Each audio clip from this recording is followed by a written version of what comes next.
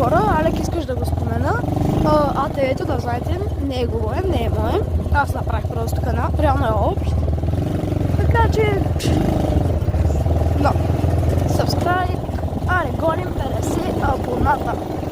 Защото тогава, ако искате да правим стримове на живо, как тук се лашкаме, как фърчим от АТВ-то, как се обръщаме, супер яко ще бъде. Това. Оха, тук на горки е. Вижте хора колко падат път, как ще върчим. Мале, не искам.